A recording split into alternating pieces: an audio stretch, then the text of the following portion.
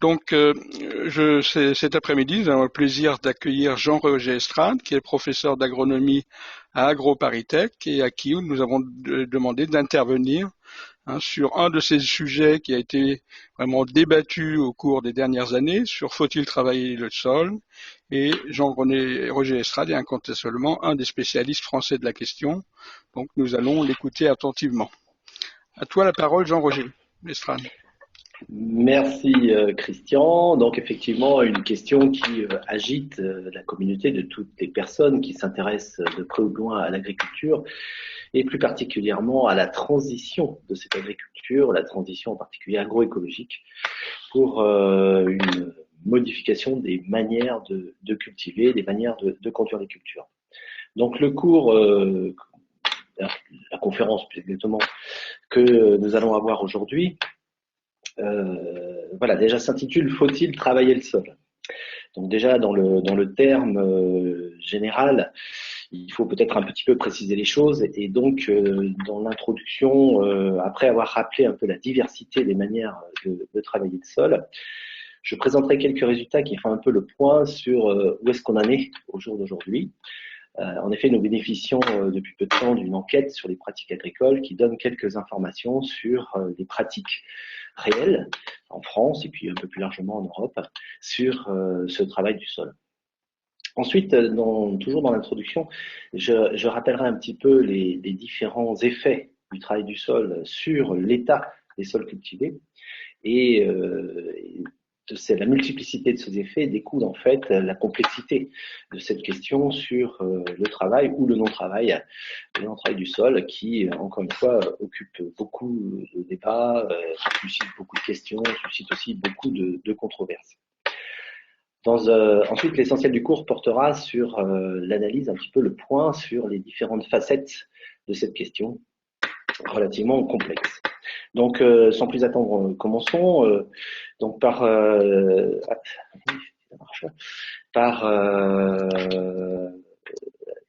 pas à faire défiler mes diapos, si ça y est, excusez-moi, petit problème technique.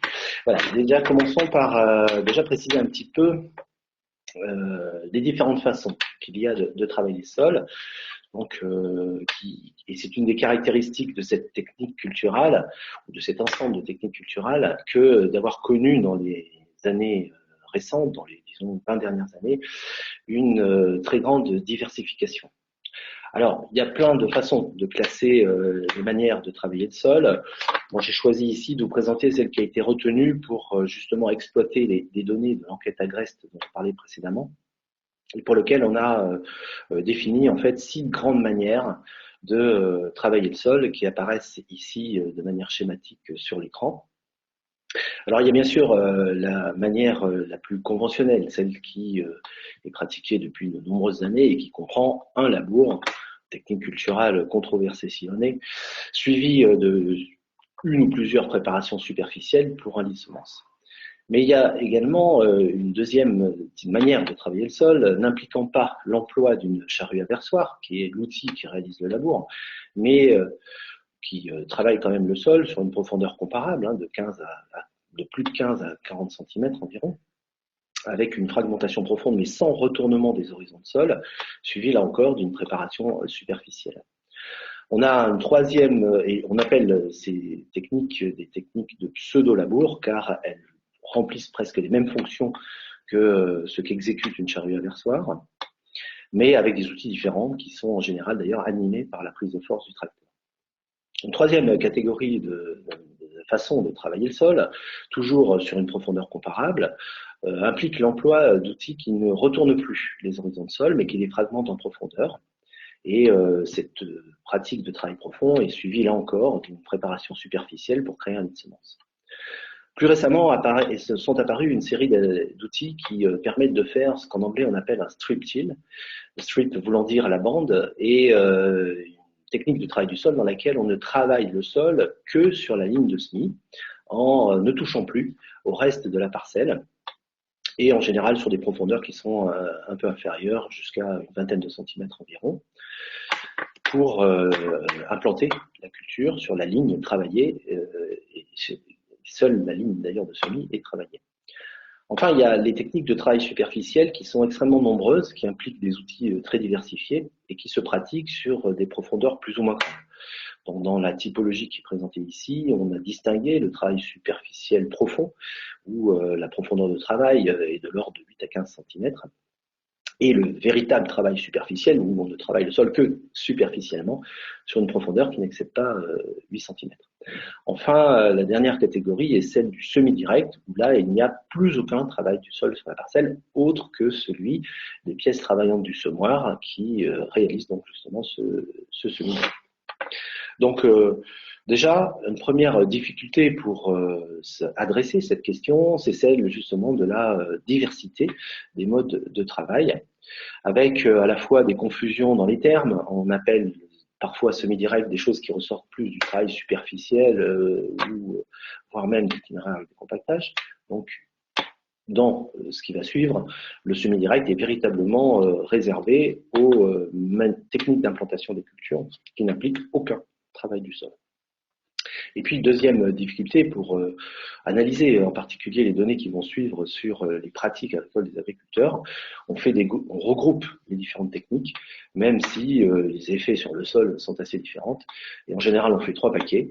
On appelle le labour d'une part, que souvent on appelle le travail conventionnel, toutes les techniques de non-labour, et puis, 3e paquet, même si c'est aussi du non-labour, le semi-direct qui est vraiment un cas particulier. Donc j'essaierai dans la suite de l'intervention de préciser de quoi on parle, c'est-à-dire soit un regroupement de l'ensemble des techniques de travail sans labour, on les nomme maintenant de plus en plus souvent les TCSL, techniques culturales sans labour, en distinguant cela des techniques proprement dites de semi-direct, qui est vraiment l'extrême du non-labour. Voilà. Travail conventionnel, donc, technique culturelle sans labour et semi-direct, 3 gros paquets. Même si, comme on le voit sur ces schémas, les effets sur le sol sont relativement différents dans le paquet central qui est celui des techniques culturelles sans labour. Alors, qu'en est-il en fait des pratiques actuelles? Donc, on a des enquêtes récentes en France, c'est une enquête sur les pratiques culturelles, l'enquête dite Agreste 2011. Mais on a également des données à l'échelle européenne fournies par FAO Stat. J'ai mis en bas du transparent les références qui permettent de retrouver ces données. Et le graphique que vous avez sous les yeux présente finalement pays par pays la répartition des techniques de travail du sol en fonction toutes cultures confondues et toutes zones confondues dans le pays. Donc on voit que cela est très variable. Certains pays ne font que labourer, c'est la partie verte du graphique.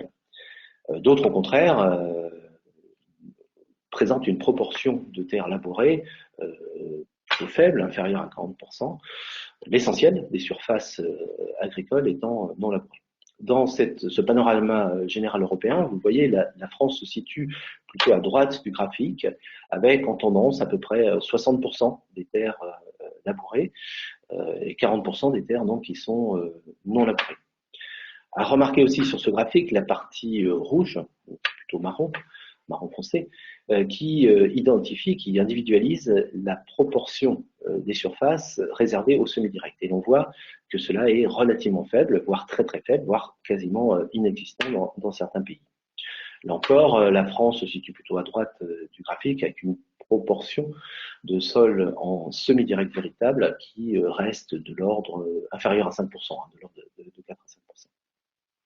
Voilà, là pour la moyenne européenne, on a à peu près un peu plus de 70% des sols labourés et le 30% restant étant soit en technique culturelle sans labour, partie géographique, soit en semi-direct strict qui représente à peine quelques pourcents.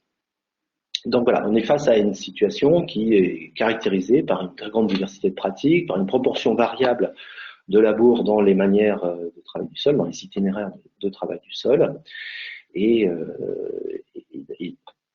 donc des situations extrêmement variables. C'est ce qui, là encore une fois, rend difficile le traitement de cette question. Alors on va essayer dans la suite de la conférence d'essayer de comprendre pourquoi ces situations sont très variées, à la fois dans un même pays et entre pays de l'Europe. Alors quand on regarde de façon un peu différente l'affaire en s'intéressant à la pratique du non-labour. Donc là, en se recentrant sur notre pays, la France, et en utilisant les données donc de l'enquête pratique culturelle de 2011, eh bien on le voit que la part des surfaces implantées en non-labour est très variable suivant les cultures. En gros, alors si la moyenne se situe à peu près à 35%, on voit deux types de cultures. D'abord les cultures implantées à l'automne, le blé dur de printemps, enfin non justement, implanté au printemps. Donc le blé dur de printemps, plus le blé dur de printemps. Donc blé dur d'hiver, pois d'hiver, colza, blé tendre d'hiver. Voilà ces cultures implantées à l'automne qui présentent des taux d'implantation en non-labour relativement élevés. Par opposition, les cultures implantées au printemps, pois de printemps, blé tendre de printemps, à l'exception donc du blé dur de printemps, le maïs gras, la betterave, le maïs fourrage, ces cultures-là donc présentent au contraire des proportions de surface implantée en non-labour beaucoup plus faibles. On a donc une opposition assez nette entre les cultures implantées au printemps et les cultures implantées à l'automne.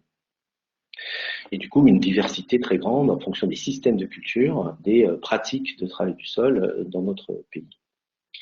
Si on regarde maintenant sur un échelon temporel, les évolutions en termes de pourcentage des surfaces implantées en non-labour, depuis le milieu environ des années 90, vous avez sur ces deux graphiques, sur le blé et colza à gauche, sur les cultures de printemps à droite, les séries d'évolution. Et on constate une évolution assez nette, à l'accroissement, tendante à l'accroissement des surfaces implantées en non-labour, entre le milieu des années 90, 1994-95, et le milieu des années 2000. Et depuis le milieu des années 2000, donc, un arrêt de cette évolution, une stabilisation de la part des cultures implantées en non-labour.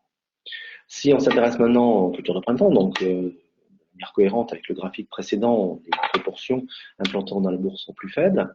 Mais là encore, on distingue après une phase d'accroissement de la part des surfaces implantées en non-labour, entre le milieu des années 90 et le milieu des années 2000, une stabilisation, là encore, voire presque une décroissance pour certaines cultures, je pense au maïs gras en particulier, de la part des surfaces implantées en non-labour.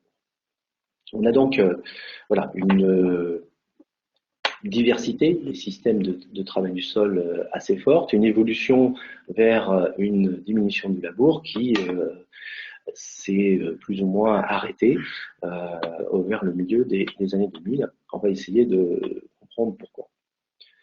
Alors, l'une des raisons est liée au fait que le travail du sol occupe une place à part dans l'itinéraire technique d'implantation d'une culture. Ça n'a pas le même statut, le travail du sol, que d'autres techniques culturelles, comme la fertilisation, le désherbage ou l'irrigation, par exemple. En effet, le travail du sol va avoir un effet très important sur l'ensemble des états qui caractérisent un sol cultivé. C'est ce que j'ai essayé de représenter sur ce graphique, où ces états du sol cultivé, je les ai regroupés en grandes catégories. L'état organique, c'est la localisation, la quantité, le degré d'évolution des matières organiques. L'état biologique, la faune et les micro-organiques. Les adventices, l'état hydrique et l'état chimique. Et puis au centre du schéma, j'ai placé la structure, donc l'état structurel du sol. Et en fait, le travail du sol, en modifiant la structure d'un sol cultivé, va avoir de manière indirecte, via la structure, un impact sur l'évolution des autres caractéristiques. En effet, suivant que le sol est aéré ou non, fragmenté régulièrement ou pas, eh bien, l'évolution, par exemple, des matières organiques ne sera pas du tout la même. Pour l'état chimique, c'est un peu pareil. Suivant le degré d'aération du sol, suivant son degré de fragmentation, suivant sa porosité, eh bien, les processus biogéochimiques qui conduisent à la fourniture d'éléments minéraux pour les plantes ne seront pas les mêmes. De la même manière, l'état structural va conditionner les conditions de vie de la faune, des micro-organismes. Et donc là encore, on a un effet indirect via la structure sur l'activité biologique des sols. L'état hydrique, c'est évident, suivant le degré de porosité du sol, suivant la connectivité, la morphologie des pores d'un sol cultivé, eh bien, on n'aura pas du tout la même dynamique d'évolution de son statut hydrique, les mêmes propriétés hydriques du sol. Et enfin, pour les adventices, comme pour les plantes cultivées, eh bien, suivant le type et la nature de l'état structural que l'on a, on n'a pas du tout la même croissance, mais aussi diversité des espèces d'adventices qui composent la communauté. Donc, un premier effet assez global du travail du sol qui passe via la structure et ce qu'on appelle en général les effets indirects du travail du sol sur les composantes de l'état d'une parcelle cultivée. Alors bien sûr, sur le schéma, j'ai fait apparaître les autres facteurs qui jouent sur la structure. Le travail du sol n'est pas le seul facteur qui va faire évoluer la structure du sol. On verra un peu après, le climat joue un rôle important, la faune joue aussi elle-même un rôle important. Et ces rôles passent par des actions physiques sur l'état du sol, qui sont la fragmentation, la fissuration, le déplacement, et puis aussi, et c'est pas que le travail du sol, ce sont aussi les autres techniques culturelles, lorsqu'elles sont pratiquées dans une agriculture mécanisée, eh bien, sont susceptibles d'induire du tassement. Et toutes ces actions mécaniques exercées sur le sol jouent sur la structure. Il n'empêche que le travail du sol est quand même le moyen majeur d'agir ou de ne pas agir si on ne le pratique plus sur la structure du sol et donc responsable de ces effets indirects. Mais le travail du sol a aussi des effets directs sur la structure du sol. C'est ce que je voulais représenter sur ce schéma par les flèches bleues pointillées, avec, suivant qu'on le retourne ou pas, des impacts sur, par exemple, sans reprendre tout le schéma, sur l'état organique, à travers la localisation de la matière organique qui va, en cas de non-retournement, de non-labour, rester en surface. Et si au contraire la pratique du labour est régulière, cette matière organique va se trouver mélangée au sol de manière plus ou moins homogène sur une épaisseur de quelques décimètres. De la même manière, le travail du sol va avoir un effet direct sur la faune et les micro-organismes. Là encore, on le verra plus en détail un peu plus tard, mais le travail du sol a un effet sur la diversité des espèces, par exemple, de lombriciens, de vers de terre, et également sur la quantité de ces vers de terre dans la parcelle cultivée. Donc, aux effets indirects symbolisés sur ce schéma par les flèches rouges s'ajoutent des effets directs sur les différentes composantes de la parcelle cultivée, de l'état des sols cultivés.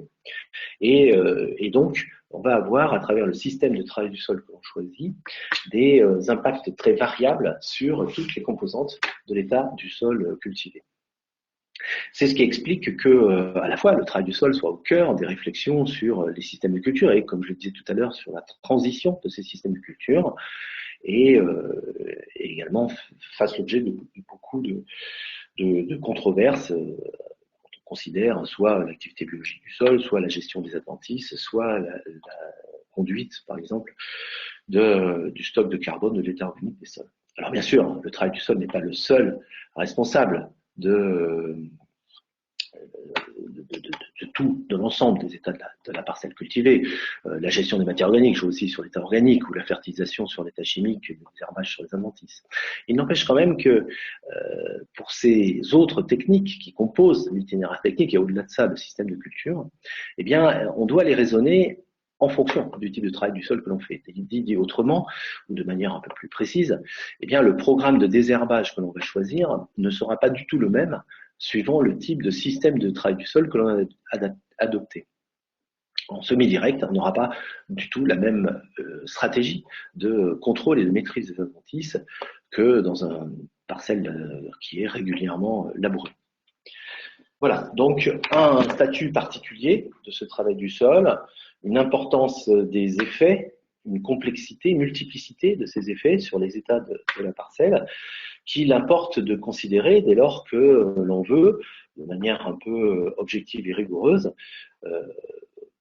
s'interroger sur la nécessité ou pas de labourer les sols, la nécessité ou pas de travailler les sols, ou en changeant un petit peu l'optique, une multiplicité d'effets qu'il faut considérer dès lors que l'on veut évaluer les risques que l'on prend à supprimer le labour, adopter le semi-direct, ou à l'inverse, pratiquer régulièrement un labour.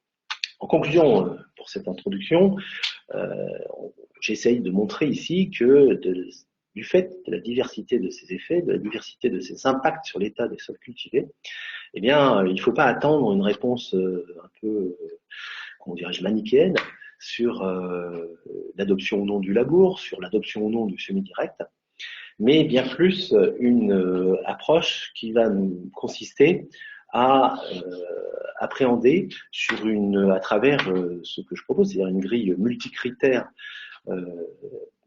d'évaluation, la suppression du labour ou, dans le cas du semi-direct, la suppression totale de tout travail du sol sur une parcelle.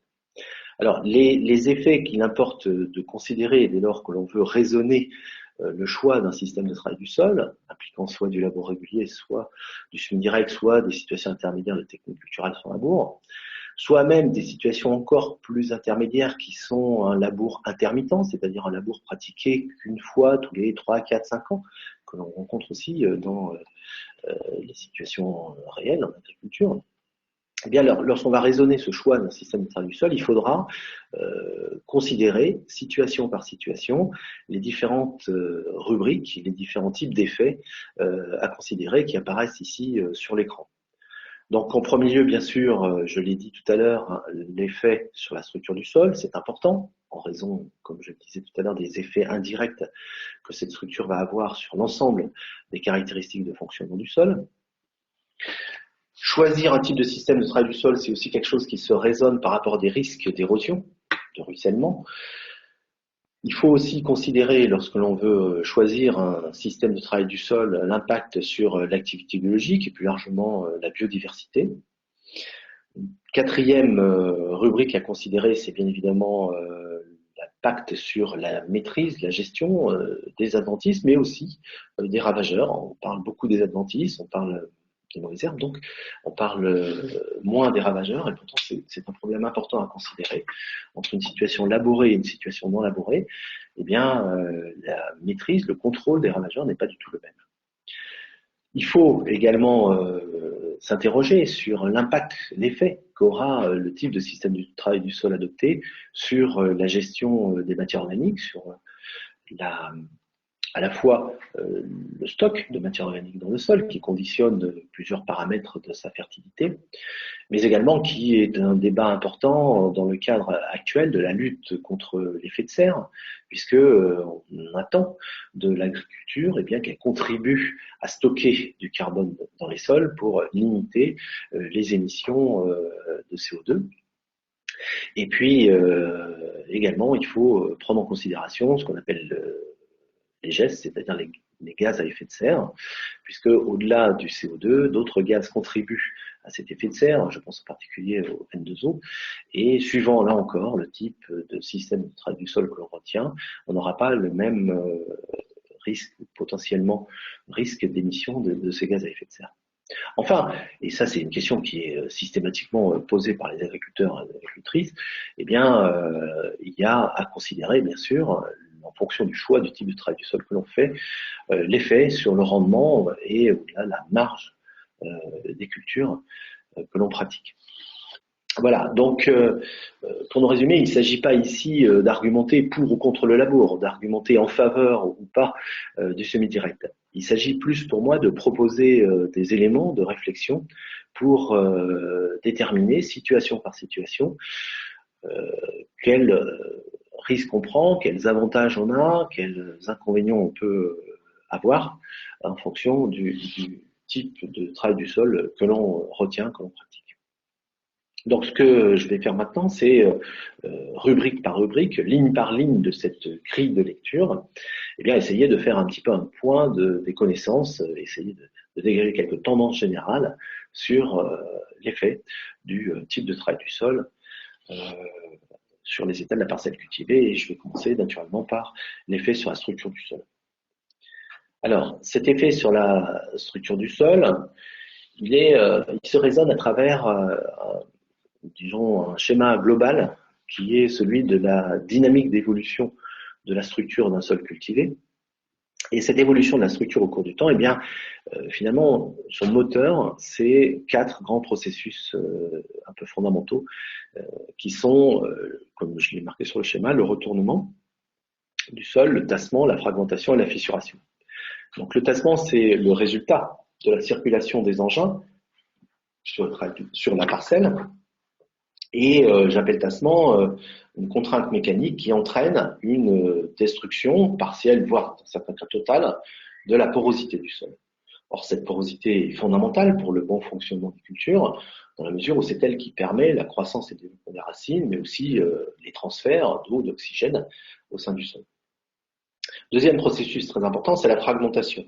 Donc la fragmentation, c'est ce que l'on cherche à faire finalement en manipulant le sol, en le travaillant. On essaye de fragmenter pour, à l'inverse du tassement, au contraire, recréer de la porosité. Alors j'ai distingué ce processus de fragmentation qui est vraiment lié à l'action de l'agriculteur, de l'agricultrice sur le sol, à travers son travail du sol, d'un autre processus qui est celui de la fissuration. Je n'ai pas trouvé de meilleur terme pour désigner toute l'action, l'effet des agents naturels sur la porosité du sol. En effet, le climat, par les alternances, humectation, dessiccation, qui, en fonction de la teneur en argile, crée de la porosité. La faune, je pense en particulier aux vers de terre, qui, en creusant des galeries, contribue également à accroître la porosité, ou à entretenir la porosité du système. Les racines aussi, qui n'apparaissent pas sur le schéma, qu'on pourrait ajouter, ont un effet sur cette porosité. Bref, un ensemble d'agents naturels, biologiques, qui vont agir sur la structure du sol de manière un peu différente, en particulier moins brutale, que ce que l'on peut obtenir avec un travail du sol qui, lui, crée de la fragmentation.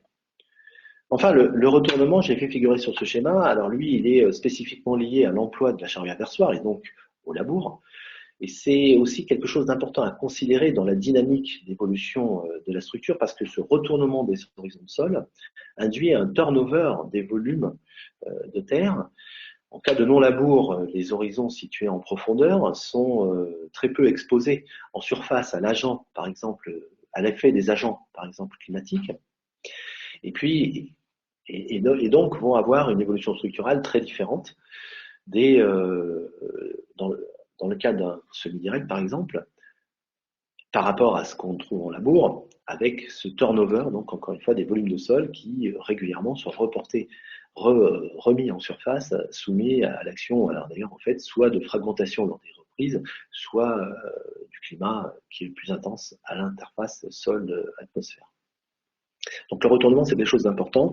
Le labour, c'est pas seulement une opération qui fragmente, c'est aussi une opération qui induit un turnover des volumes de sol, contrairement aux techniques culturales sans labour ou encore plus au semi-direct. Donc voilà. Donc le raisonnement de l'effet des systèmes de travail du sol sur les structures s'instruit à travers, en ayant en tête ce schéma des 4 actions fondamentales qui font évoluer la structure. Alors, si l'on regarde l'effet à travers différents critères. Donc j'ai choisi ici juste un résultat qui met sur le graphique à droite de la diapositive en abscisse la résistance que le sol oppose à un pénétromètre et qui se mesure par ce que les Anglais appellent le Cone Index. Et puis en ordonnée ici c'est la profondeur. On a donc un profil quelque part de résistance mécanique du sol. Eh bien on s'aperçoit que alors dans le traitement plow-CT, c'est-à-dire conventional tillage en anglais, avec une charrue plow, eh bien on a une résistance mécanique du sol plus faible qui traduit une porosité plus importante, un degré de fragmentation et puis aussi une résistance mécanique du sol plus faible lorsque celui-ci est régulièrement labouré. Et par opposition, avec le non-labour, le no tillage en anglais, eh bien une résistance mécanique du sol plus importante qui traduit une porosité moindre. Ceci étant, il importe ici de considérer le temps, puisque l'on voit dans le graphique intermédiaire, celui où les symboles sont des carrés pleins, eh bien qu'après 16 ans de pratique du non-labour, du semi-direct en l'occurrence, eh bien on voit que la courbe évolue et que la situation se rapproche de celle que l'on observe dans un sol régulièrement labouré, c'est-à-dire que d'autres facteurs prennent le relais par rapport à la fragmentation opérée par la charrue ou d'autres outils de travail du sol, et que progressivement, l'état structural du sol évolue vers une situation qui, petit à petit, tend à recréer et entretenir une porosité, mais par des moyens différents de ceux du travail du sol. Et ces moyens, c'est l'action du climat, c'est l'action des racines, c'est également l'action de la faune du sol. Alors, on peut également, pour cette action de la fan du sol, l'aborder d'une autre manière. Donc, vous avez ici sur la diapositive, eh bien, des tomographies de volume de sol. Alors, ces volumes de sol ont été scrutés grâce à un scanner, en fait, un instrument qui fait une reconstruction 3D de la porosité biologique dans des volumes de sol qui sont des cylindres d'environ 25 à 30 cm de hauteur sur 25 cm de diamètre. Donc apparaissent en jaune les pores situés au premier plan, en bleu les pores situés au second plan. Donc le contrôle, à gauche du schéma, c'est la situation dans laquelle aucun tassement n'intervient. Dans la situation à droite du schéma, au contraire, on a un tassement et l'on constate que le tassement détruit significativement cette porosité d'origine biologique. Mais les vers de terre vont petit à petit reconstituer la porosité. Et donc, en partant d'une situation initiale, eh bien, on voit qu'après 8 mois, ce sont des dessins intermédiaires, eh bien, on a une porosité qui se reconstitue lentement. Et puis, après 2 ans, eh bien, on voit qu'on est retourné à un état qui n'est pas encore tout à fait celui qu'on avait à l'origine, mais dans lequel on voit que les vers de terre ont très largement travaillé pour recréer une porosité plutôt d'ailleurs verticale dans cette situation expérimentale-là, et donc ont eu un effet très important sur la régénération finalement de la structure. Donc, par rapport à cette structure du sol, une importance, on retiendra une importance de l'action des vers de terre sur le sol. On retiendra quand même aussi le fait que cet effet de régénération des vers de terre est relativement lent. Il a fallu, dans cette situation expérimentale, qui est dans un climat tempéré sur des sols de type limo-argileux, dans cette situation expérimentale, donc, les vers de terre ont mis 2 ans à récupérer une structure qui avait été sévèrement dégradée par un tassement. Sur l'effet du climat, c'est l'argile qui est le facteur important.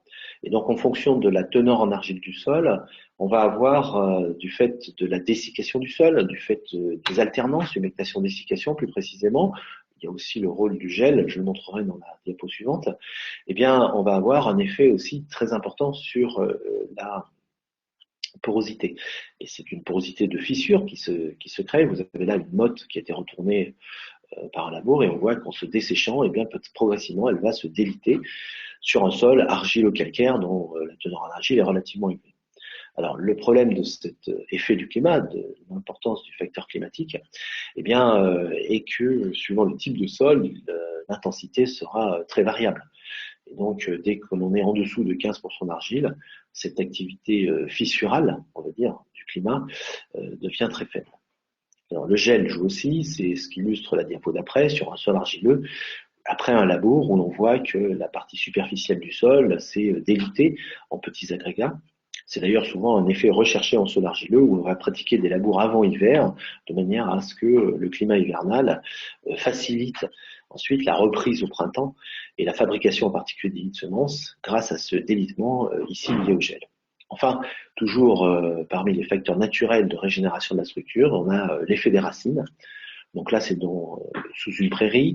On voit que sur les premiers décimètres de sol, le premier décimètre de sol, eh bien, les racines ont délité et créé une porosité très importante de ce sol argileux, plutôt lourd. Donc, un effet là aussi des racines sur l'évolution de la porosité du sol. Donc, par rapport à cet effet sur la structure du sol, on a à la fois un effet important du travail du sol par la fragmentation, mais également des agents naturels qui peuvent pallier l'absence de fragmentation lorsqu'on supprime le travail du sol, mais dont l'action est à la fois lente dans le cas des vers de terre, mais également variable en fonction de la nature du sol. Et donc on voit, cela illustre le propos que j'avais précédemment, que le raisonnement sur les risques que l'on prend à supprimer le labour ou plus généralement le travail du sol ne sera pas du tout le même en fonction de la population de vers de terre présente ou de la texture du matériau. Alors le deuxième critère qu'il faut considérer lorsque l'on raisonne le type de travail du sol, c'est bien évidemment l'érosion. Avec l'idée que lorsqu'on ne laboure plus le sol, lorsqu'on supprime cette technique qui expose un sol nu à l'action érosive des pluies, on aura un effet sur l'érosion. Donc sur le résultat que je présente ici, on voit que cela est vrai. Si l'on regarde les courbes de ce graphique, où l'on a un abscisse, le runoff en anglais, c'est le terme pour ruissellement, donc le ruissellement, en ordonnée, le ruissellement, et en abscisse, le taux de couverture du sol. Alors les trois courbes sont en rouge, un sol régulièrement labouré, par opposition pointillé vert, un sol en semi-direct, et en intermédiaire, la courbe violette, c'est finalement une technique culturelle sans labour avec un outil à dents, un chisel. Donc on voit que dans le ruissellement est plus important pour un taux de couverture donné en situation régulièrement labourée, mais qu'en revanche, l'effet sur le ruissellement dépend énormément du taux de couverture. Du coup, le non-labour, maintenant à la surface du sol une protection par les résidus végétaux, n'est vraiment efficace que si cette protection est réalisée par une quantité suffisante de résidus. Dans un certain nombre de situations de systèmes de culture, eh bien, les quantités de résidus qui restent au sol sont pas très importantes. Je pense par exemple à des systèmes de culture où le poids protéagineux, par exemple, de nos contrées, revient souvent. Eh bien, un poids laisse finalement peu de résidus au sol et la couverture du sol sera un peu insuffisante pour limiter l'érosion si on est dans une région à risque. Donc, par rapport à ça, finalement, en conclusion, par rapport à ces deux premiers critères, structure du sol et érosion, quels sont finalement les éléments à considérer lorsqu'on doit décider du choix d'un système de travail du sol? Il y a beaucoup d'éléments à considérer. Donc, dans un premier temps, la texture. Et ça, on l'a vu, ça conditionne énormément à la fois l'aptitude à la fissuration, mais également la sensibilité au tassement. Le climat, puisque le climat va fixer l'intensité des phases de dessiccation ou des phases de gel. La présence de la couverture du sol, je viens d'en parler, il faut qu'elle soit suffisante pour que l'effet sur l'érosion d'un non-labour soit vraiment efficace. La présence de l'ombricien, donc là encore l'effet sur la structure, donc on a vu c'est plutôt lent, mais c'est quand même aussi beaucoup conditionné par la nature des espèces de vers de terre présentes et leur abondance. Enfin, le système de culture est aussi quelque chose à considérer. En effet, la succession des cultures va induire un risque de tassement plus ou moins important, en particulier lors des récoltes.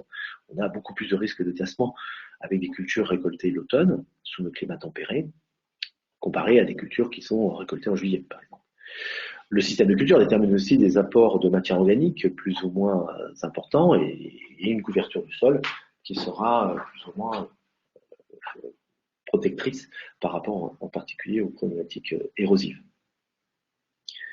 Si l'on continue la lecture de notre grille, quel effet est le type de système de travail du sol sur l'activité biologique et la diversité? Donc là, les choses sont relativement claires. Le non-labour entraîne un effet sur les communautés de macro et de micro-organismes du sol.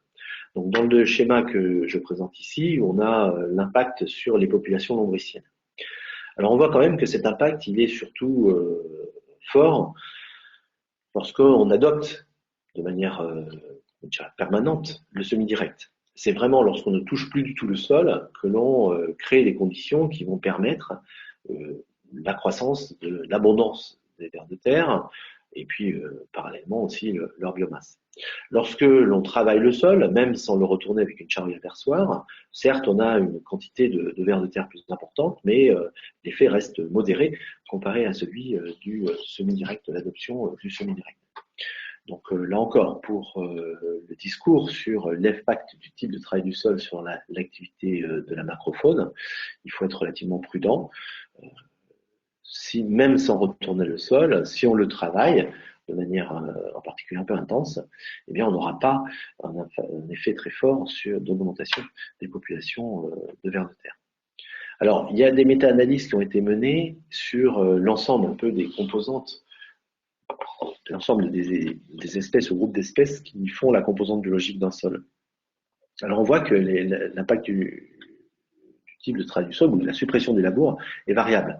Donc, dans ce graphique-là, cette méta-analyse a consisté à prendre un certain nombre d'études et à construire un indicateur basé sur la différence entre traitement labouré et traitement non labouré sur les populations de nématodes, de champignons ou de bactéries concernées. Alors, plus on est près de la ligne horizontale pointillée rouge en haut du graphique, moins l'écart entre labour et non labour est important.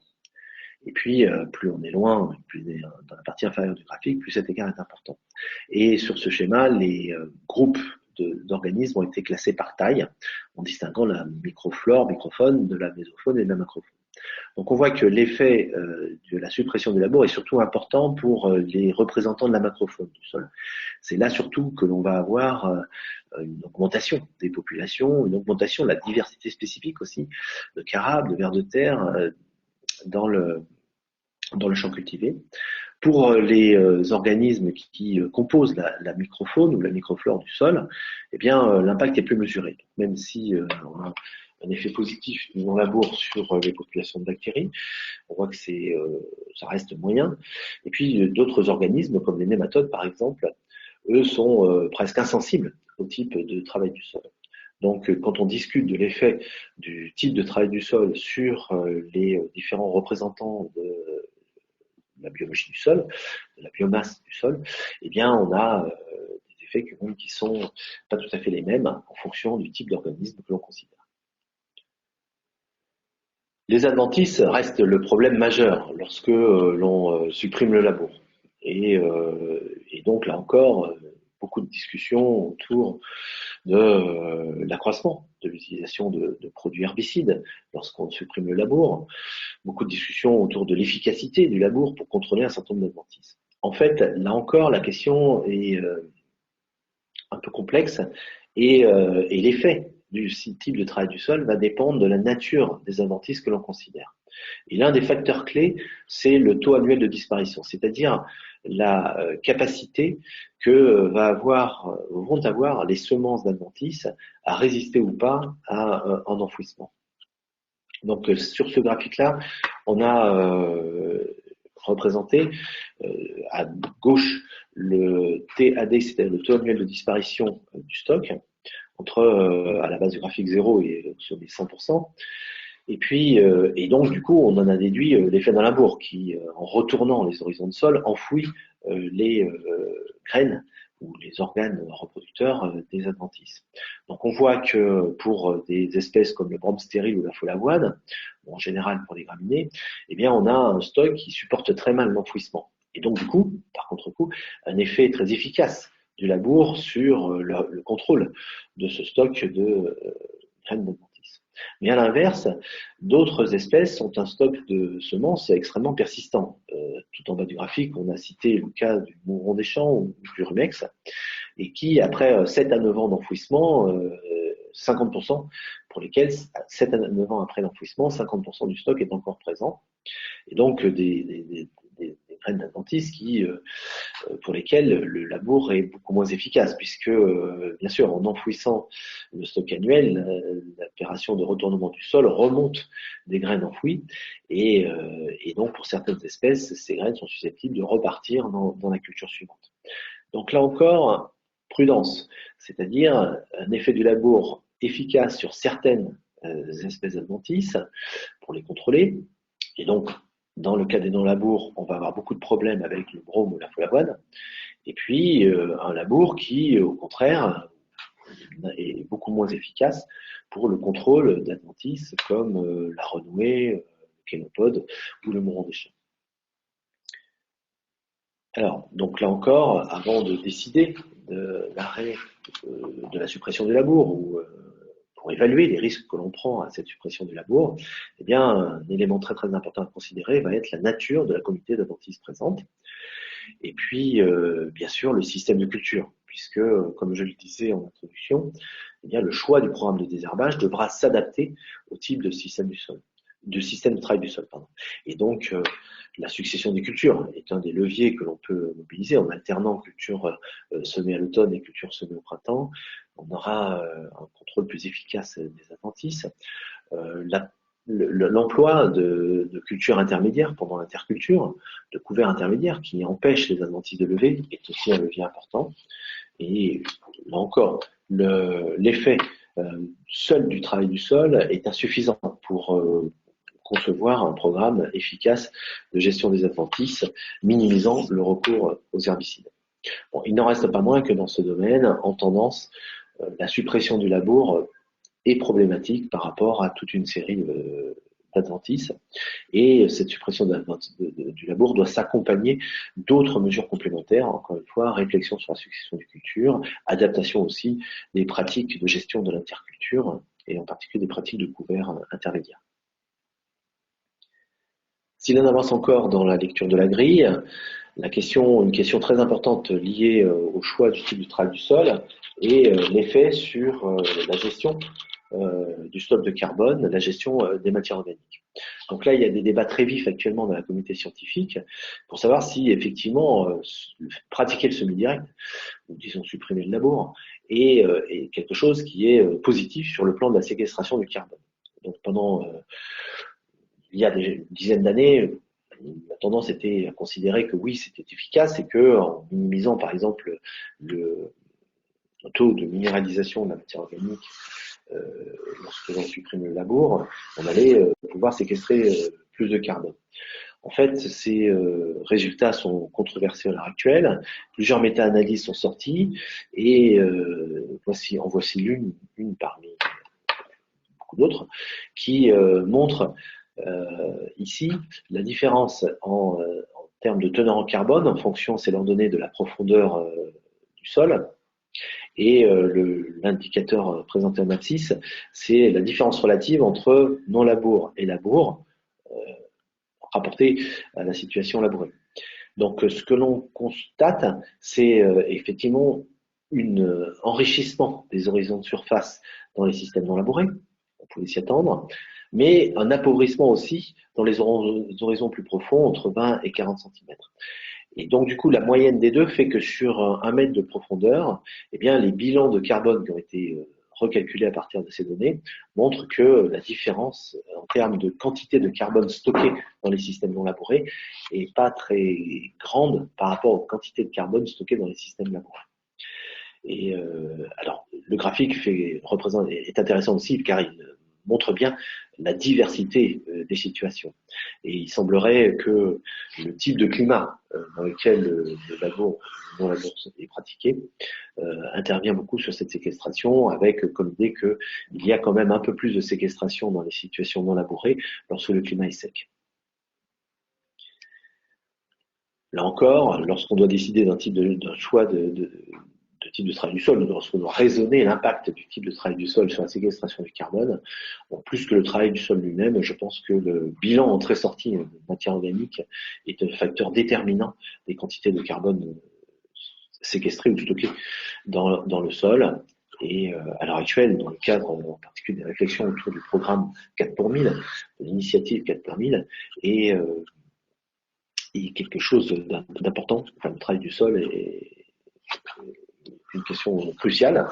Donc, avec malheureusement l'idée que c'est peut-être pas tant sur le travail du sol qu'il faut jouer que sur les quantités de carbone fixées par la photosynthèse et réinjectées dans le sol par rapport au pilotage du stockage de carbone. Alors, la dernière ligne de cette évaluation de ma grille d'évaluation de tes critères, c'est bien sûr l'effet sur le rendement. Donc là encore, le recours à des méta-analyses, des données exploitées. Donc là, c'est une étude qui porte là pour le coup sur le semi-direct strict. Et donc va comparer en abscisse les rendements obtenus pour toute une série de cultures lorsque la parcelle est régulièrement labourée, aux rendements obtenus lorsque, au contraire, on pratique la culture en semi-direct strict. Donc les résultats sont extrêmement variables lorsqu'on les réunit, et cette étude a cherché à explorer les résultats obtenus dans différents pays d'Europe. Donc je l'ai fait apparaître sur l'écran. Vous avez donc déjà une régression, un nuage de points relativement dispersé, une régression quand même qui fait apparaître une légère diminution de rendement lorsqu'on passe en semi-direct par rapport au labour. En moyenne, sur l'ensemble des données européennes qui avaient été récoltées en 2012, on a à peu près 7% d'écart entre les deux systèmes. Mais quand on regarde un peu plus en détail, eh bien, on s'aperçoit que sur les niveaux de rendement faibles, voilà, sur les niveaux de rendement faibles, on a quand même quelques points qui sont situés au-dessus de la bisectrice et qui traduisent donc de meilleurs rendements en semi-direct en labour. C'est le cas en particulier d'expérimentations menées en Espagne sur de l'orge, après 9 ans de semi-direct. Et puis à l'inverse, en Finlande, des résultats beaucoup plus décevants avec des rendements en semi-direct significativement inférieurs à ceux obtenus en labour. Et la différence entre les deux situations étant que en Finlande, dans un climat humide de saison de végétation très courte, eh bien, la structure du sol est moins favorable en semi-direct qu'en labour et donc pénalise le rendement, alors qu'en Espagne, le semi-direct est beaucoup plus favorable au bilan hydrique des situations cultivées et donc au rendement des cultures. En effet, la présence d'un mulch à la surface du sol, d'une couverture de résidus à la surface du sol, freine l'évaporation et le fait de ne pas retourner le sol limite là encore l'évaporation et donc permet de mieux préserver l'eau dans le sol. Donc après, il y a beaucoup de situations dans lesquelles les écarts sont beaucoup plus faibles et voire nuls entre semi-direct et labour pour des cultures en particulier de céréales d'automne. Donc là encore, le risque pris sur le rendement lorsqu'on supprime le labour, plus précisément dans cette étude lorsqu'on adopte à la place du labour un système de semi-direct permanent, eh bien l'effet sur le rendement, déjà va dépendre beaucoup du rendement objectif. Suivant qu'on est dans des situations à fort potentiel ou des situations à faible potentiel, l'écart ne sera pas le même. Et puis le contexte pédoclimatique et particulièrement l'importance de la sécheresse reste quelque chose de crucial, avec l'idée, encore une fois, que lorsque le bilan hydrique est déséquilibré et lorsque le climat est sec, eh bien le semi-direct est préférable à la situation régulièrement labourée. Voilà, donc pour conclure, est-ce qu'il faut travailler le sol?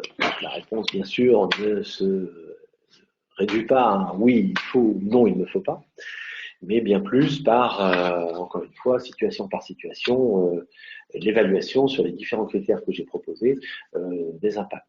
Enfin, on peut tirer quand même un certain nombre de tendances générales. Elles sont résumées dans ce graphe, dans ce tableau, où j'ai coloré l'effet de la suppression du labour en mettant en vert lorsque la suppression du labour entraînait un effet positif. C'est le cas sur l'activité biologique, sur la biodiversité, incontestablement. C'est le cas sur le ruissellement et l'érosion aussi, où j'ai mis quand même un vert un peu moins vif que dans le premier cas, car il faut considérer le taux de couverture du sol. Donc c'est efficace la suppression du labour pour maîtriser l'érosion, à condition que le sol soit suffisamment couvert par les résidus ou cultures vivantes en place. Pour la matière organique, je l'ai dit, le stockage du carbone, et j'ai pas eu le temps de parler là des émissions de gaz à effet de serre, mais c'est plus mitigé. Et donc, suivant les situations, on aura plutôt des effets positifs de la suppression du labour ou plutôt des effets négatifs. Sur les adventices et ravageurs, à l'inverse, l'effet de la suppression du labour pose quand même pas mal de problèmes. Là encore, j'ai pas eu trop le temps de parler des ravageurs, mais là encore, pour toute une série de ravageurs dont le cycle dépend de la présence de résidus à la surface du sol, eh bien, la suppression du labour, l'arrêt de l'enfouissement de ces résidus pose problème quant à la maîtrise du ravageur. On peut penser à des maladies comme le faubin du colza, par exemple, ou le pied inverse sur le blé. Voilà. Et puis au final, sur le rendement et la marge, on a finalement, je l'ai dit, quelques écarts de rendement. Ça dépend bien sûr du contexte pédoclimatique. Et puis pour la marge, eh bien, supprimer de la bourse, c'est aussi réduire quand même les coûts d'exploitation. Et donc, même si le niveau de rendement est légèrement baissé, la marge est préservée. Voilà. Donc, je vous remercie de votre attention et j'attends là vos questions par rapport à cette problématique de suppression du labour. Merci Jean, tu m'entends? Oui, je t'entends parfaitement. Merci. Donc effectivement, on va commencer la discussion à partir des questions qui me parviennent. Et donc il y a on a 35 minutes pour cette discussion. Hein, donc j'invite les gens toujours à m'envoyer les questions. Hein, et je vais essayer de les ordonner pour te les poser. Alors je vais commencer, si tu m'entends toujours, oui. Oui, je t'entends très bien. Commencer par une question assez générale, hein, qui fait partie du contexte, qui était posée par Monsieur Abrouguia de Tunisie, et qui est la question est-ce qu'il y a une relation entre le travail du sol et le changement climatique? Alors, oui, la réponse est oui, il y a une relation. Elle peut s'envisager à plusieurs niveaux. Donc, d'abord, en supprimant le travail du sol, on va, et en particulier en supprimant le labour, qui est vraiment une opération qui est, on va dire, énergivore. Donc, en supprimant le travail du sol, on va économiser du carburant fossile. Et donc, ça, c'est quelque chose qui est bénéfique par rapport à la contribution de l'agriculture à la lutte contre l'effet de serre. Donc, c'est à mon avis d'ailleurs un effet tout à fait important et très important à considérer. Après, le deuxième aspect, c'est en se disant que supprimer le travail du sol, je le disais tout à l'heure, c'est quelque chose qui devrait permettre de stocker plus de carbone dans les sols cultivés. C'est toute la problématique du 4 pour 1000, où l'on considère que si l'on augmente de 4 pour 1000 la teneur en carbone de tous les sols agricoles de la planète, eh bien, on compensera les émissions de gaz, les émissions liées à la combustion des énergies fossiles. On les compensera donc en stockant du carbone dans les sols agricoles. Et sur ce deuxième plan, la controverse est actuellement très vive. Et comme je le disais tout à l'heure, en supprimant le labour, on va changer la répartition verticale du carbone en accumulant du carbone à la surface du sol.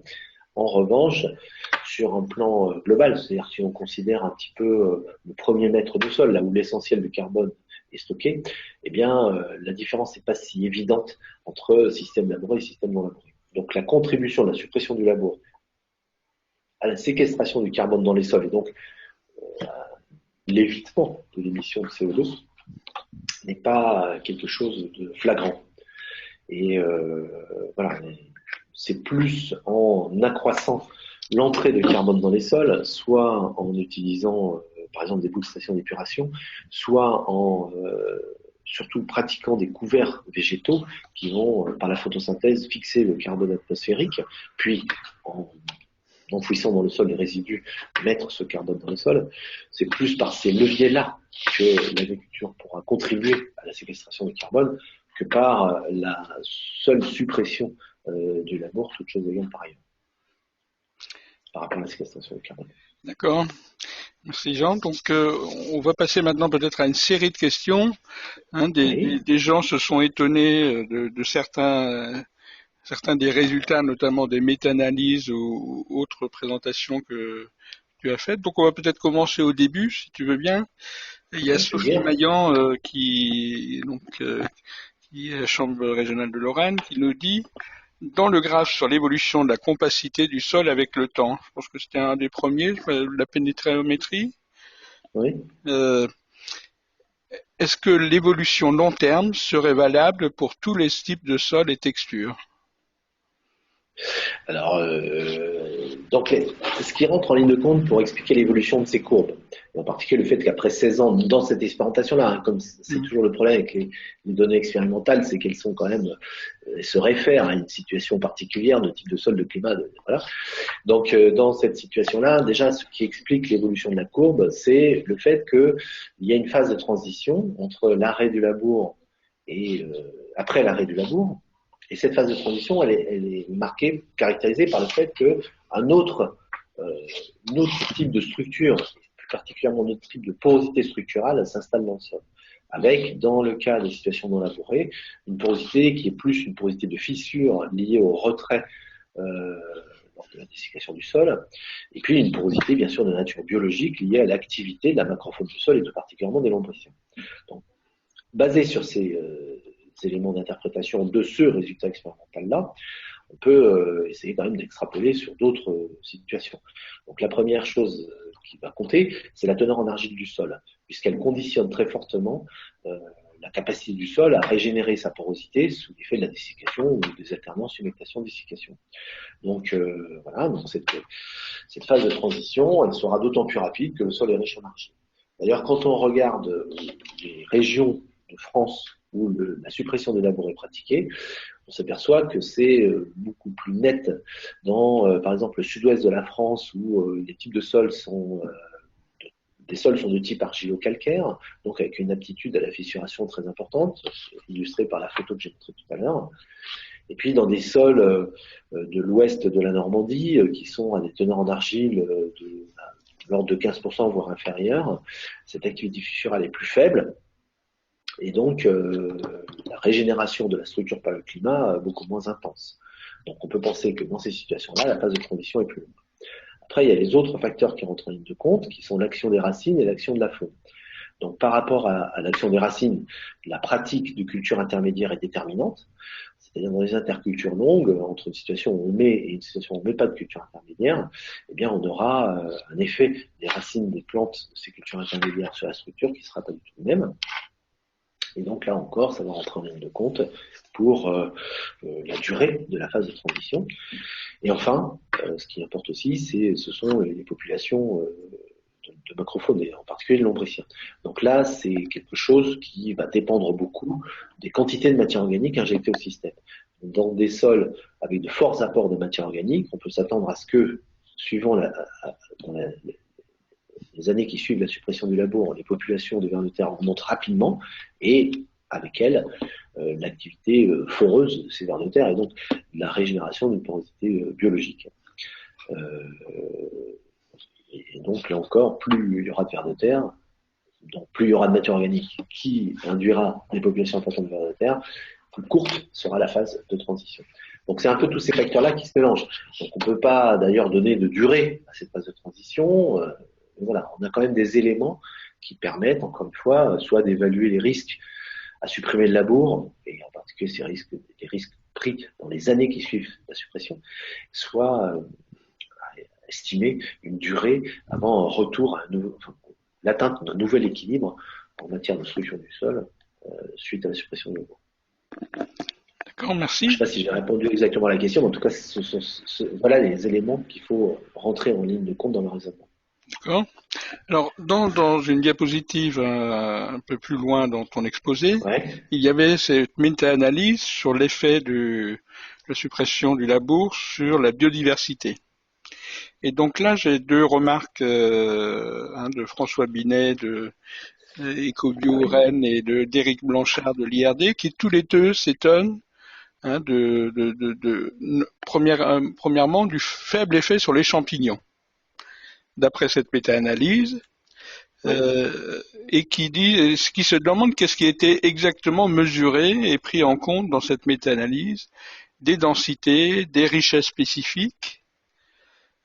Voilà, comment explique-t-on donc l'absence d'écart pour les champignons, parce que on s'attend effectivement qu'un labour ait un impact plus important sur les champignons. Voilà. Bon. Alors donc moi j'ai pas eu accès aux données de base, donc je suis pas allé rechercher les données brutes dans les articles qui ont été dépouillés par une chercheuse américaine. Je m'aperçois, j'ai oublié de mentionner la référence. Elle s'appelle Kladivko, Kladivko. Son prénom c'est Helen, et elle a publié ça dans Soil and Tillage Research. Ça devait être en 2001. Enfin, je suis sûr même, c'est en 2001. Et donc, elle a fait donc cette étude en recensant toutes les études qui avaient comparé labour et non labour sur les différentes composantes de la composante biologique du sol. Donc, alors, elle explique le V-index, le calcul du V-index, qui est en fait la proportion d'études indiquant un effet positif du labour sur la communauté considérée. Alors là, je suis d'accord, elle ne précise pas dans l'article comment est déterminé cet effet positif. Et en particulier, la remarque est très juste, si l'effet positif est déterminé par quantité de champignons par unité de volume de sol, ou si l'effet positif est déterminé par exemple par un accroissement de la diversité spécifique des champignons. Donc là, pour la question précise de ces deux personnes, que je salue au passage, je ne peux pas répondre. Je ne peux pas répondre parce que je n'ai pas de données. Il faudrait que je regarde. Est-ce que tu pourrais nous dire le sens de l'évolution? Ça, c'est la Françoise Le Binet. graphique est difficile, je suis d'accord, le graphique est difficile à comprendre.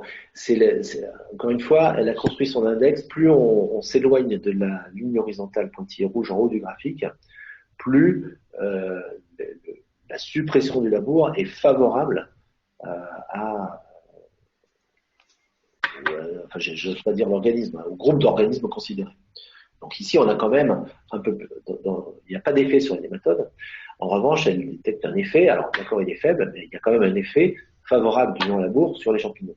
Mhm. Alors, ce qui est un peu plus surprenant dans son résultat, c'est que l'effet est encore plus favorable sur les bactéries. Ce qui là est aussi controversé, puisqu'on a tendance à dire que les situations régulièrement labourées sont plutôt favorables aux bactéries et défavorables aux champignons, et puis les situations non labourées, c'est l'inverse. En fait, dans son étude, elle montre que en non-labour, eh bien, on a plus de bactéries qu'en labour.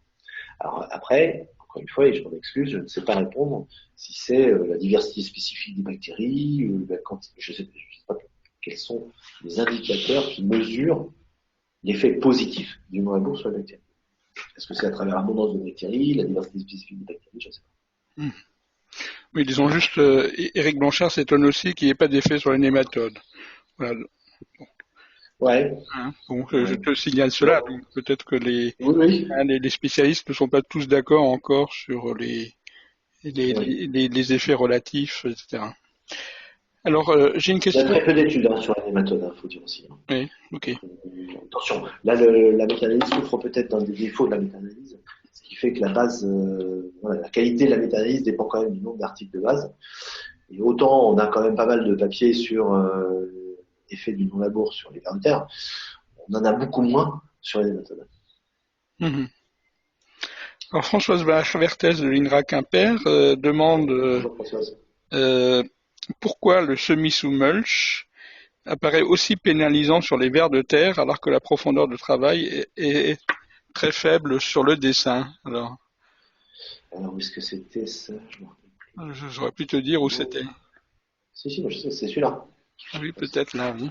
Donc ça, c'était Bruges, hein, Oui, peut-être le deuxième, oui. le pape du non-labour en Allemagne.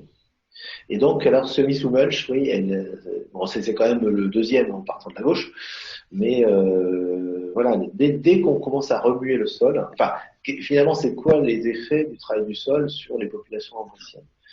Ils sont de deux ordres. Donc, la première, c'est un effet sur la source d'alimentation des vers de terre. Donc, et là encore, et là, ça dépend un petit peu de la catégorie écologique des vers de terre.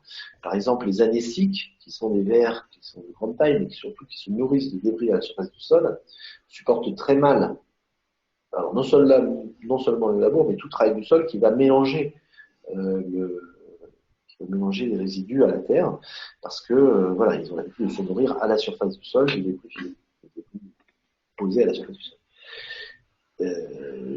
Les endogés, eux, supportent beaucoup mieux le fait que de mélanger la matière organique au sol. Et puis le deuxième effet du travail du sol sur les populations ambrosiennes, c'est la perturbation de leur habitat. Donc là encore, les anéciques sont très sensibles, car ils ont tendance à réutiliser leur propre galerie. Et du coup, quand on leur détruit leur galerie, c'est très néfaste. Les endogés sont moins sensibles. Donc il n'en reste pas moins que dès qu'on touche au sol, dès qu'on travaille le sol, même sans le retourner, comme c'est le cas dans les TCS intermédiaires, eh bien on perturbe fortement les populations ambrosiennes. Voilà. Bon, le semi-sous-mulch là tel qu'il est, à mon avis, c'est le système Horsch. Donc c'est un travail du sol relativement violent, certes sur une profondeur faible, et donc il reste quand même assez intense. D'accord, alors j'ai une question un peu plus générale de Yann Lopion. Ouais. Les comparatifs sont surtout labour versus non-labour. Oui. Mais il n'est pas fait mention, parce que je vais le lire parce que c'est assez long, mais il n'est pas fait mention du semi-direct dans la majorité de ces comparatifs. L'analyse est donc biaisée. Si on analyse un changement de pratique physique sans analyser un changement de pratique biologique, labour ou pas, ce qui est le plus efficace tant sur la structure de sol que sur le stockage de carbone, c'est la quantité d'apport de matière organique. Voilà. Donc, vos critères ne tiennent donc pas assez à compte de l'effet du semi-direct sans aucun travail, même superficiel. Ouais. Les méta-analyses n'existent peut-être pas Voilà, donc encore. c'est la oui. Je termine là juste. Mais les agriculteurs qui pratiquent ont tous la même analyse, hein, nourrir la vie du sol toujours couvert, jamais de travail, de bonnes perspectives futures. Voilà, donc peut-être sur l'absence de données Oui. sur le Oui. semi-direct. Oui. J'avais promis dans l'introduction d'être un peu plus précis. Là, j'ai peut-être pas été suffisamment. Bon, enfin, dans le graphique qu'elle a affiché, on fait bien la distinction, hein, puisqu'il a distingué cinq catégories de travail du sol, et c'est très bien. Mais c'est aussi très rare. C'est-à-dire que très généralement, dans les études, les protocoles opposent une situation régulièrement labourée tous les ans à une situation non labourée. Alors, déjà, dans une proportion non négligeable, de l'ordre de 10 à 15% des études, on ne précise même pas le type de travail du sol qui est pratiqué. On sait que c'est pas, il n'y a pas de labour, mais on ne sait même pas si c'est des dents, des disques, la profondeur, tout ça n'est pas renseigné. Donc ça rend assez difficile l'interprétation des résultats. Et puis dans beaucoup d'études, voilà, c'est du non-labour, mais dans lequel il y a quand même un travail du sol. Donc je suis complètement d'accord avec cet auditeur. On a difficulté dans les études scientifiques à isoler celles qui opposent des situations régulièrement labourées à du semi-direct permanent. Alors dans l'étude quand même sur les rendements, l'effort a été fait. J'y ai participé et c'est là vraiment une opposition, c'est sur ces graphiques-là, on est vraiment sur du semi-direct strict, pratiqué depuis suffisamment longtemps. Il faut revenir à l'article pour trouver exactement la durée, mais voilà, c'est le labour d'un côté, tous les ans, et en ordonnée, le semi-direct strict. Donc pour les rendements, c'est vraiment cette opposition-là. Après, je suis quand même en accord avec l'éditeur. Ce qui fausse un peu les débats sur le travail du sol, c'est que voilà, c'est rarement un changement de pratique du travail du sol seul. C'est-à-dire que le changement de pratique du travail du sol, et tout particulièrement quand on passe d'une situation régulièrement labourée à une situation en semi-direct strict, eh bien on change beaucoup d'autres choses dans le système de culture, et en particulier la pratique de couvert. Et donc on va utiliser soit des couverts permanents, le système OSCV, soit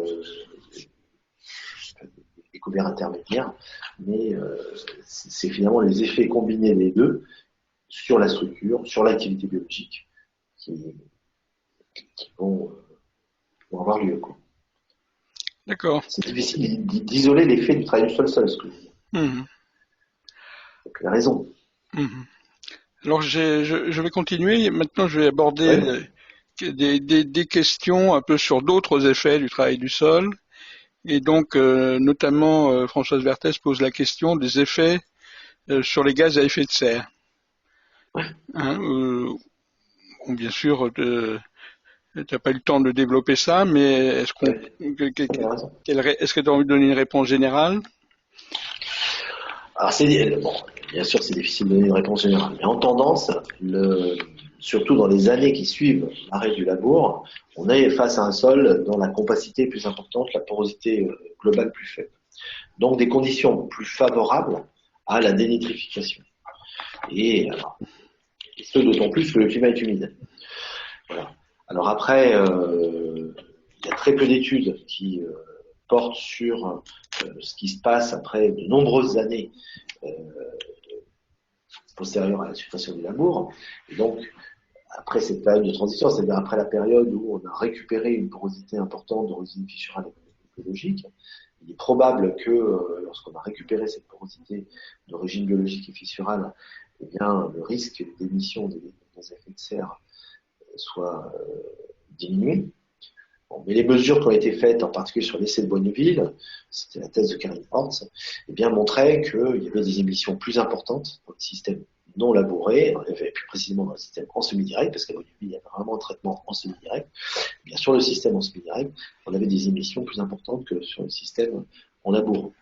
Donc on peut craindre, d'ailleurs, que finalement, j'ai dit tout à l'heure, on a quand même peu d'écart de stockage du carbone entre labour et non labour, mais finalement, même si dans certaines situations on a un peu plus de carbone stocké dans les systèmes non labourés, cet effet positif par rapport au changement climatique est détruit ou annulé par une émission plus importante de N2O. En tendance, quand même, on peut craindre, comme un système non labouré, on ait des émissions de N2O plus importantes. Même s'il est probable que cet écart s'atténue après, par exemple, 5, 10 ans, 15 ans de non labouré. Alors Mathieu Bravin du CIRAD prolonge cette question. C'est par rapport à l'apport d'engrais minéraux et organiques ou organiques, quel est l'impact de la réduction du travail du sol sur le perte d'azote par volatilisation? Et il la prolonge, je vais donc la dire tout de suite. Plus généralement, quel est l'impact de la réduction du travail du sol sur la disponibilité des nutriments des plantes? C'est une question délicate. Et il peut travailler. Et en partie, alors, donc je pense qu'il faut faire distinction entre deux choses. Donc l'azote et le phosphore potassium. Alors, bon, sur l'azote, par rapport à la disponibilité en azote pour les plantes, bon, il n'y a pas beaucoup d'écart. Après les mesures qu'on a pu faire, on a un élément qui va se déplacer dans le sol, migrer, et donc atteindre les racines. Bon, il y a le cas de la volatilisation, où encore, si on est en semi-direct strict, après épandage de lisier, on a des conditions plutôt favorables à la volatilisation, puisque comme le levier le plus efficace pour lutter contre la volatilisation, c'est d'enfouir les lisiers. Mais bon, plus globalement que ça, hors de ce point précis de volatilisation, plus globalement que ça, pour l'azote, bon, la disponibilité du nutriment est quand même à peu près comparable entre labour et non labour. Alors pour P et K, K, je ne sais pas si il n'y a pas beaucoup d'études, pour phosphore un peu plus, et là, il y a quand même une inquiétude. C'est-à-dire qu'effectivement, l'élément migre peu dans le sol, donc s'accumule en surface, encore une fois, en cas de semi-direct ou de travail sans labour très superficiel, les catégories que je donnais au début. Et dans ce cas-là, on a un élément qui s'accumule à la surface du sol, qui en plus va se trouver dans des horizons qui assez facilement, je pense aux cultures d'été, vont pouvoir se dessécher. Et on note en plus dans les systèmes non labourés une diminution du pH, un accroissement de l'acidité dans les 5 premiers centimètres de sol. Donc, horizon plus sec, pH plus faible, et puis le phosphore qui reste en surface, ça pose quand même pas mal de questions sur l'alimentation phosphorique des plantes. Mmh. D'accord. Alors, je continue. Oui. Des questions notamment sur l'influence du taux d'argile. Hein, le taux d'argile a l'air de beaucoup jouer sur l'effet du travail du sol sur la structure. Qu'en est-il dans les sols dont la teneur en argile granulométrique est importante, mais dont la part d'argile vraie, minéralogique, est faible? C'est-à-dire qu'il vraisemblablement sous-jacente une faible aptitude à la fissuration. Oui, voilà. Alors, oui, le point clé de l'affaire, c'est l'aptitude à la fissuration. Alors, c'est vrai qu'il y a des sols à forte teneur en argile granulométrique qui fissurent peu. Pour différentes raisons, d'ailleurs, la nature minéralogique de l'argile, je pense plutôt aux sols tropicaux d'ailleurs, mais ou la faiblesse de l'argile minérale, de la teneur en argile minéralogique. Donc voilà, dans ces sols-là, les risques pris à supprimer le labour sont plus importants que dans des sols où l'aptitude à la fissuration est élevée. Ben voilà. Donc on retrouve. Ce qui importe, c'est l'aptitude du sol à la fissuration. L'aptitude à la fissuration. Donc, globalement, la teneur en argile renseigne cette aptitude, mais effectivement, il y a des cas particuliers où, justement, on a une faible aptitude à la fissuration, même si la teneur en argile granulométrique est élevée. Alors j'ai une question toujours sur ces sols argileux, hein, Ouais. Morgane Curien. Bonjour, nous venons de voir que dans les sols argileux, le gel a un effet important pour la fissuration du sol.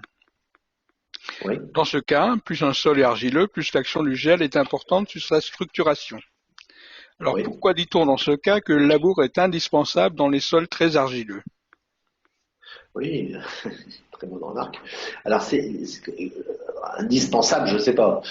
Disons préconisé, c'est peut-être le terme plus juste. Et Oui. en fait, l'idée, c'est ce que j'ai évoqué avec mon schéma de départ. Je vais vous montrer. Voilà, celui-là. C'est l'effet du retournement dont je parlais tout à l'heure. Et donc, ce que l'on cherche à faire en labourant des sols argileux, c'est justement à créer ce turnover qui va remonter à la surface des horizons de sol qui, sinon, restent en profondeur protégés de l'action du gel. Et donc, on va créer ce turnover pour, pour favoriser l'effet du gel sur l'ensemble du volume de sol labouré. Et puis l'autre aspect aussi, c'est que quand on laboure, on fait foisonner le sol. Donc on offre un plus grand volume de terre à l'action favorable du gel. Donc, dans des situations comme celle-là, si on pratique le semi-direct, on aura beaucoup moins d'effet du gel sur la structuration du sol. L'effet du gel restera limité au premier centimètre de sol et épargnera les horizons plus profonds. Donc voilà. Donc on va préconiser des labours avant hiver pour favoriser l'effet du gel sur un maximum de volume de sol, en particulier lorsque derrière on va implanter une culture de printemps comme du maïs, et je pense là à des régions comme l'Alsace, dans lesquelles d'ailleurs j'ai vu dans les stats de l'enquête Agreste 2011, plus de 80% des sols en Alsace sont labourés. De culture, alors qu'à l'inverse, dans le Lauragais, sol argilo-calcaire, avec une très forte aptitude à la fissuration, plus de 80% des sols sont non labourés avant le céréal de dos. Voilà. Alors je continue, je commence à avoir des gens qui donnent des éléments complémentaires à certaines questions posées. Je cite celle de Sylvie Recoux. Elle dit que le non-travail du sol modifie aussi la localisation des résidus de culture qui restent à la surface du sol. Tout à fait. Et que quasiment toutes les études disponibles montrent une augmentation des émissions de N2O en raison de la présence du mulch. Voilà, il n'y a donc pas que l'effet stockage du carbone à considérer, mais aussi la localisation de la matière organique fraîche. Ok. Vous me commentez ou oui. S'agissant de Sylvie Recoux, qui est quand même quelqu'un qui connaît très très bien la question, je suis d'accord, tout à fait. D'accord. On va peut-être quitter maintenant les effets pour un peu les contextes d'application. Voilà. Alors, il y a peut-être une première question de Mathieu Bravin là pour resituer le contexte. Tu l'as bien dit. Mais voilà, ce sont des études en milieu tempéré. Qu'est-ce qu'il en est des milieux tropicaux? Est-ce que d'abord, est-ce qu'il y a des études, des synthèses qui existent, qui auraient été faites et est-ce qu'on peut donner quelques indications sur ce qui est susceptible de changer? Alors attends, je comprends pas bien ta question.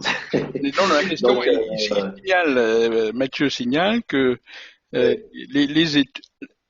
votre exposé a principalement traité de l'effet du travail du sol dans les milieux tempérés. Je suis d'accord. En quoi les contextes tropicaux diffèrent de ce qu'on observe en milieu tempéré? Voilà la question précise. D'accord. Bon, et alors, il y a deux. Bon, d'abord, le non-labour, en général, et le semi-direct en particulier, sont beaucoup pratiqués dans l'Amérique du Sud, et en particulier dans les zones tropicales.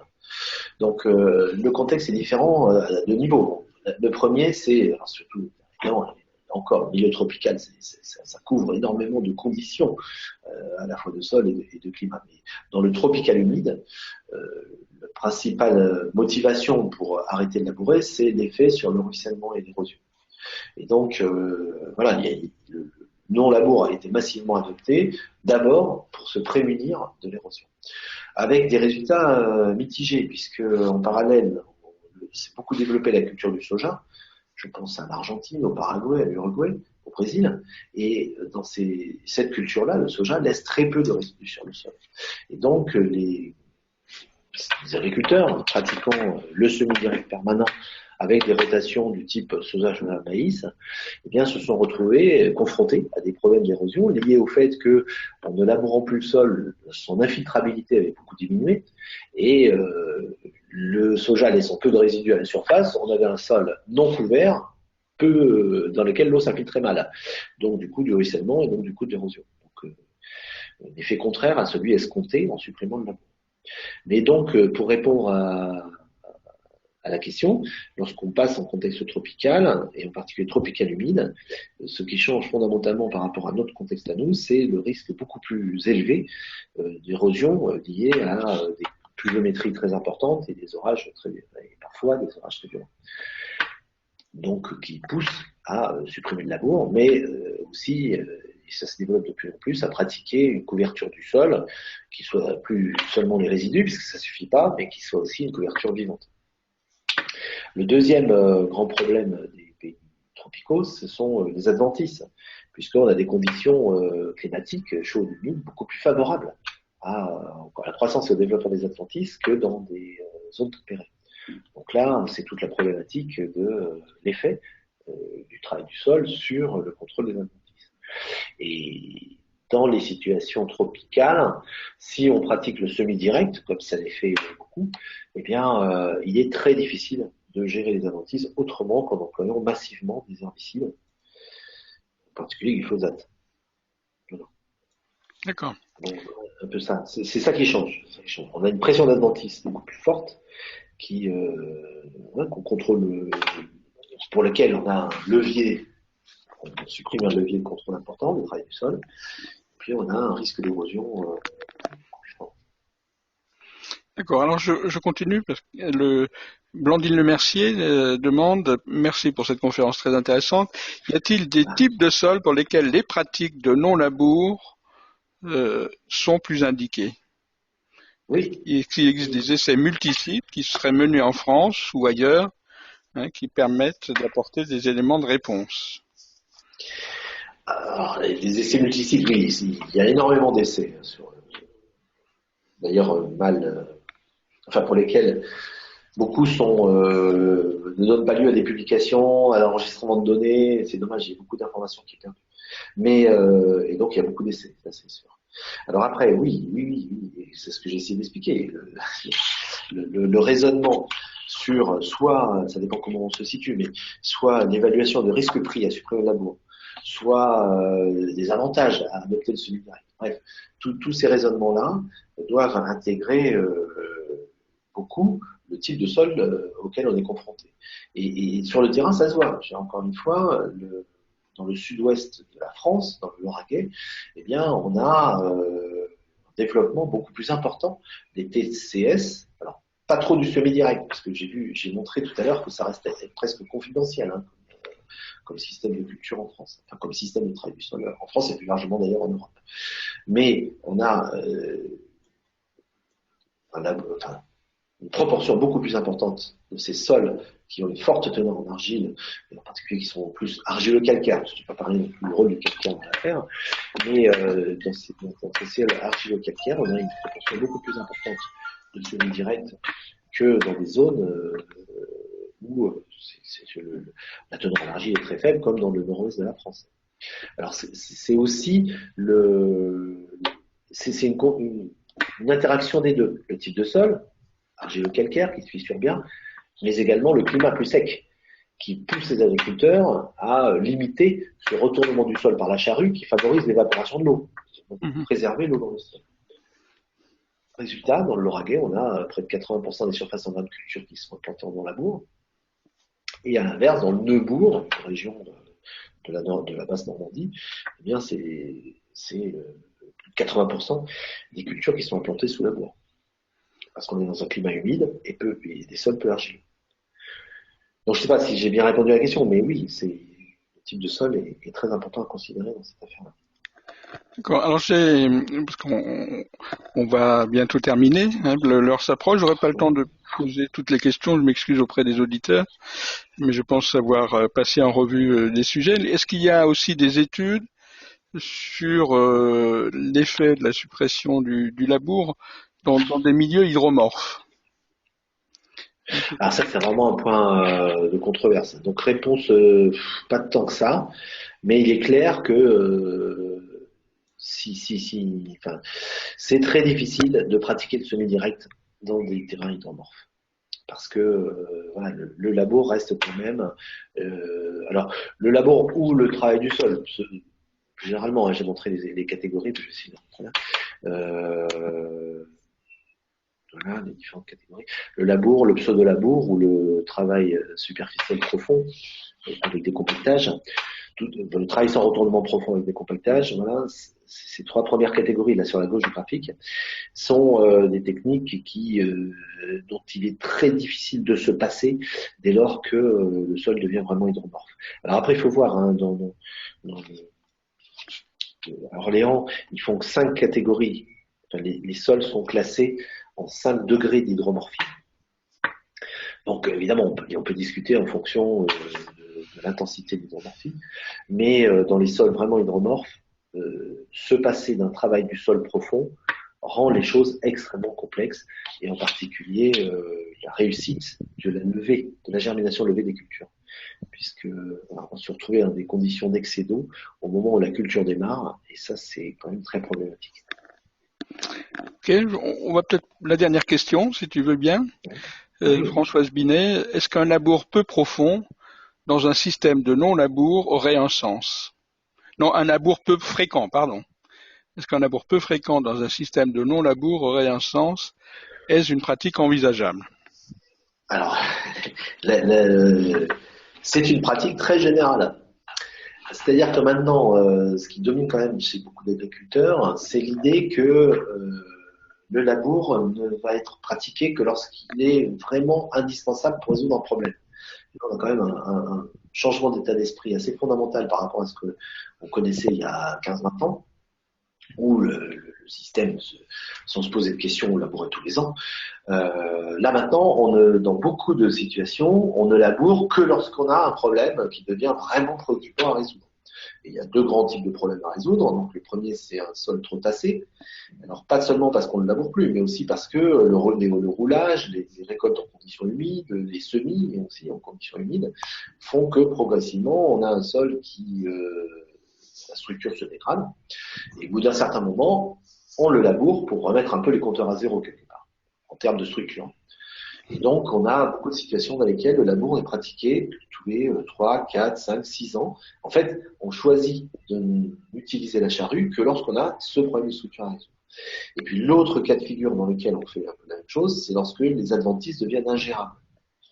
Donc, voilà, on a des systèmes, alors bien sûr, ça dépend des systèmes de culture, mais je pense au centre de la France, avec des systèmes colzables et orges, pour lesquels les agriculteurs veulent quand même limiter l'emploi des herbicides.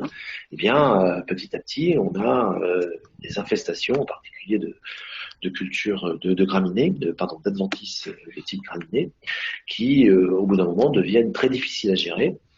Et là, hop, on pratique un labour tous les 4, 5, 6 ans pour remettre à zéro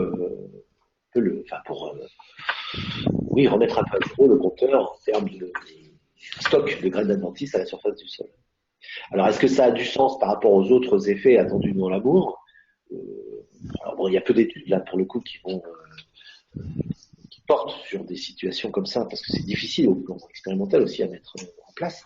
Donc, il y a peu d'études, mais voilà, on peut penser quand même qu'en faisant un labour comme ça peu fréquent, encore une fois tous les 4, 5, 6 ans, eh bien finalement, on aura un impact sur la macrofaune dans l'année qui suit le labour fait, mais assez rapidement, on va retrouver une activité biologique importante. Voilà, donc